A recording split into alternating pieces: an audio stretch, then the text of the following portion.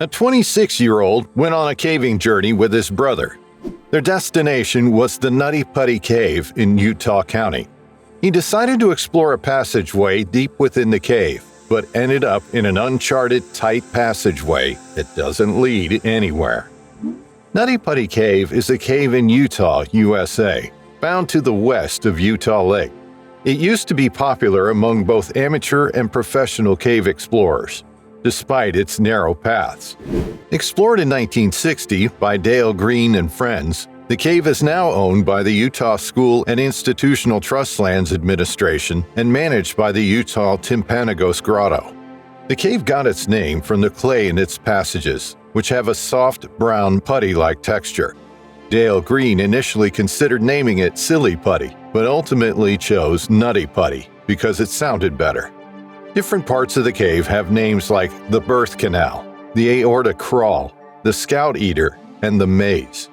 Most caves develop in limestone as it slowly gets eroded by somewhat acidic groundwater over a long period of time. Nutty Putty, unlike typical limestone caves formed by dripping water from above, was shaped from the bottom up due to hydrothermal activity.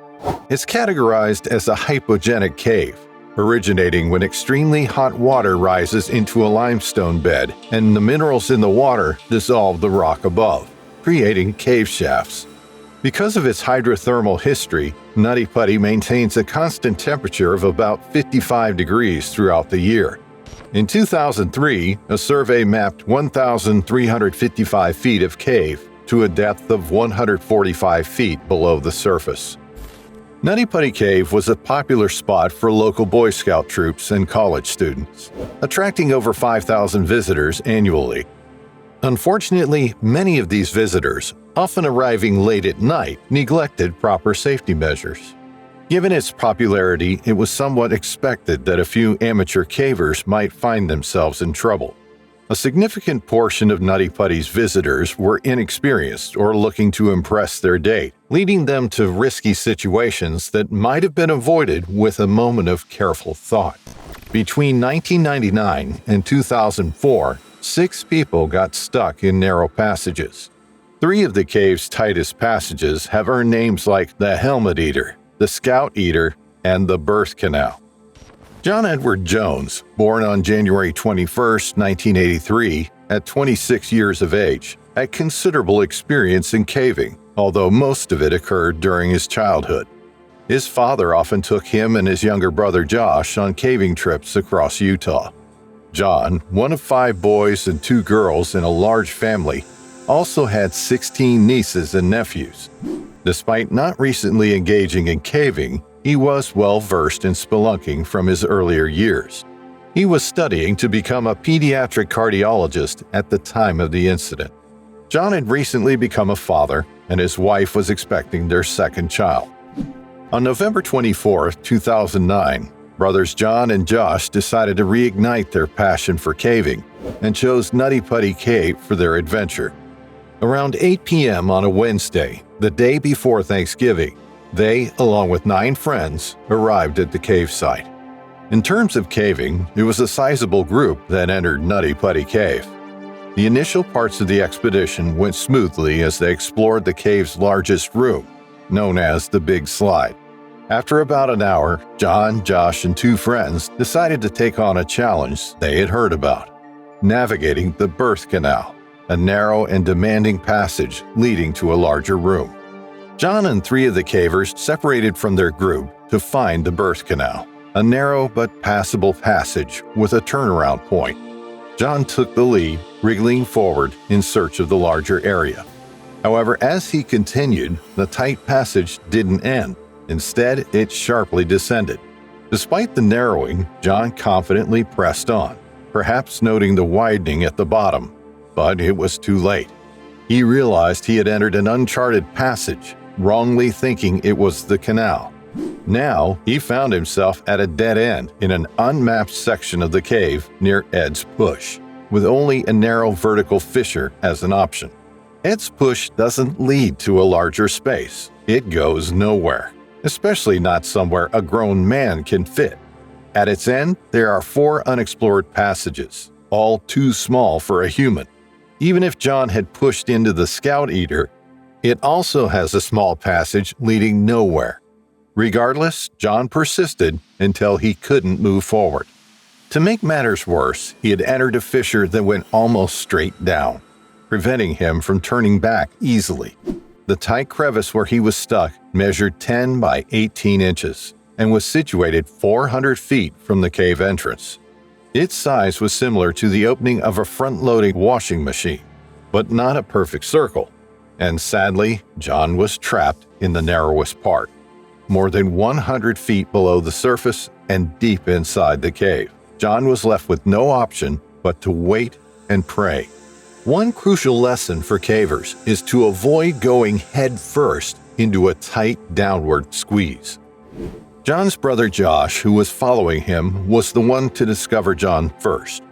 Anxious about how much the rock had engulfed John, Josh attempted to pull him out, but only managed to lift him a bit. As soon as he let go, John slid back into the crevice. John found himself stuck with one hand beneath him and the other pushed backward, with his ankles and feet free, but of little use against gravity.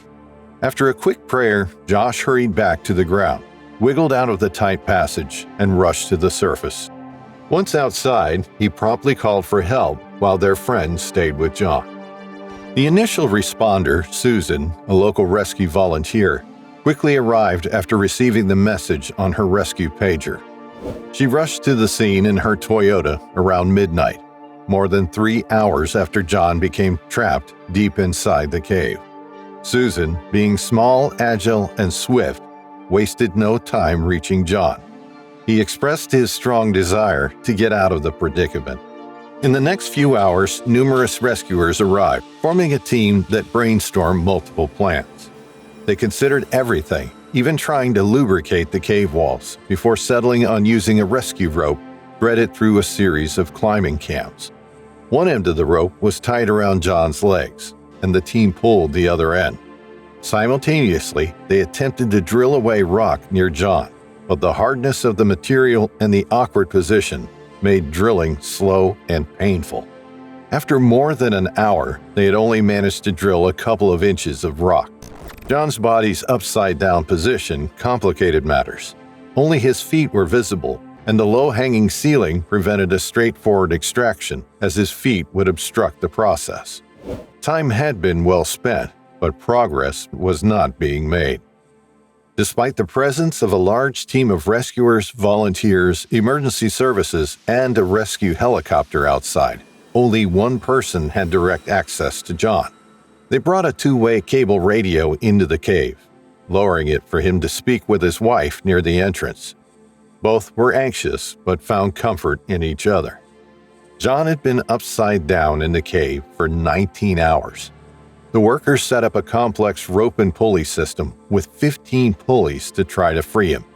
However, during the fourth attempt to pull John upward, a critical failure occurred. The entire team fell backward as the rope suddenly went slack. The nearest rescuer was hit in the face by something hard and briefly lost consciousness. The system collapsed under the strain, causing John to fall back into the hole, seemingly even deeper than before. Gradually, he started losing consciousness as blood gathered in his head, putting increasing strain on his heart. The inverted and compressed position over several hours took a toll on John, leading to cardiac arrest. A medical professional eventually crawled into the cave to reach him, but despite heroic efforts, John passed away a few minutes before midnight on the eve of Thanksgiving. Rescuers realized that it was too perilous to retrieve his body. The landowner and John's family reached an agreement to permanently close the cave, sealing John's body inside as his final resting place and a memorial to him. Explosives were used to collapse the ceiling near John's body, and the entrance hole was filled with concrete to prevent further access.